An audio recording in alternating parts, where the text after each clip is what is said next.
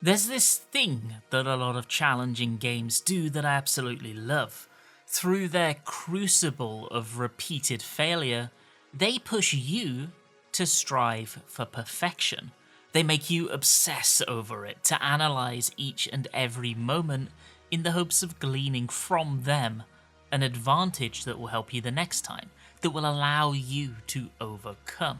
The feeling of elation that results from your perfection paying off in victory has spawned entire subcategories of gamers, content creators, and even games themselves. Speedrunners, challenge mode creators, and an entire category of bullet hell and Souls-like video games, amongst many more.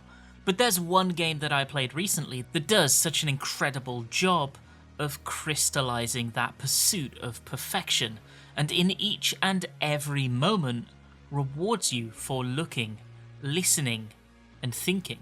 A game made by a small core development team comprised of just two brothers, which you can pick up for the price of a sandwich.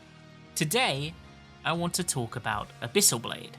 So, instead of trying to encapsulate it for you with words, let's just experience it together. This right here is your introduction to Abyssal Blade's combat, its core gameplay loop. It's very simple. You will fight a boss, 1 versus 1.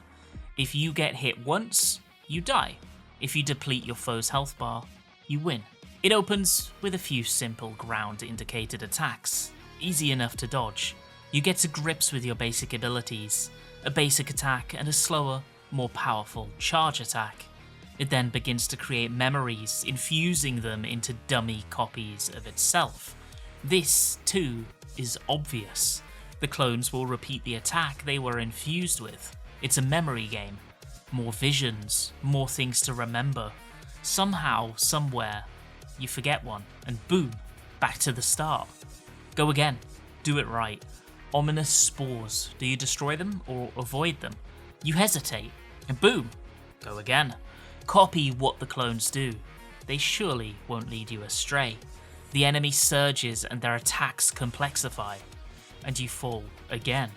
Your next attempt is better though. You're learning where and when you can risk a charged attack, how to position and time your movement to remain safe, and getting comfortable with the memory puzzles standing in your way. Every death is a new lesson, and when you have ingrained enough of them, the win is yours. This is how every fight in Abyssal Blade goes. You will begin, inevitably die to a puzzle or mistimed movement, and go again. Each attempt is a new opportunity to learn something, and feedback for your learning is immediate and satisfying. The puzzles, heavily reminiscent of MMO-style raid bosses, challenge your problem-solving, memory, and situational awareness, though they are never for a moment unfair. There is always a consistent path through the fire to safety. Whether you'll want to walk it, though, is a different story. That's because excelling at this game is like a drug. Once you learn how rewarding it is to get off a sequence of charged attacks and then dodge roll out of danger at the last split second, your mentality innately and immediately shifts to seeking situations in which you can do it again. 2 charged attacks here, 3 if you dodge roll quickly here. You optimize and improve. It's risky, but the payoff is seconds shaved away from your runtime, if you do it well. Uptime versus safety are at war in your mind. Go for the clear or do it in style. It doesn't really matter which one wins in the end, because the satisfaction in mastery supersedes all. I don't really want to spoil the other encounters in Abyssal Blade because I'd like to encourage people to experience those battles themselves. Solving the puzzles yourself for the first time is a big chunk of the fun.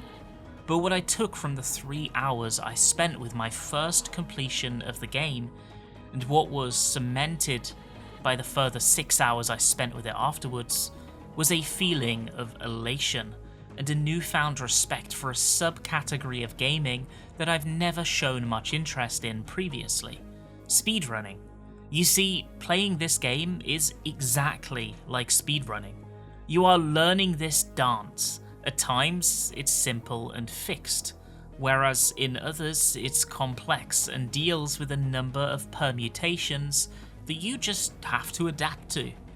A single mistake will send you back to the beginning, and whilst conventional wisdom would dictate that slow and safe is the right way to play, it isn't really true.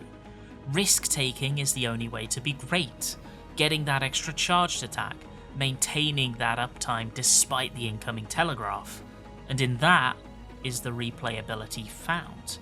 Getting a perfect run, whilst difficult, becomes a fixation. The journey is so fun. It's almost criminal that there's no inbuilt leaderboard system to directly compare yourself to others, because with it, you'd see your hard-earned seconds directly stacked up against your friends and strangers alike.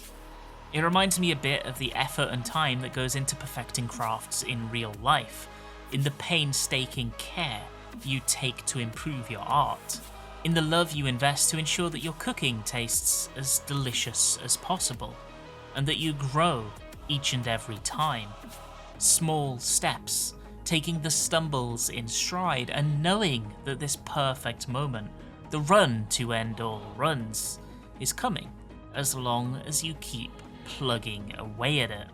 Boss battles in video games, at least the ones that are truly memorable to me, are the ones that leave things left unsaid once you beat them. The ones where you make it through by the skin of your teeth, but they don't leave your mind. The itch remains to do it better, to face them again, to overcome. It's why I love Souls-like games in all honesty.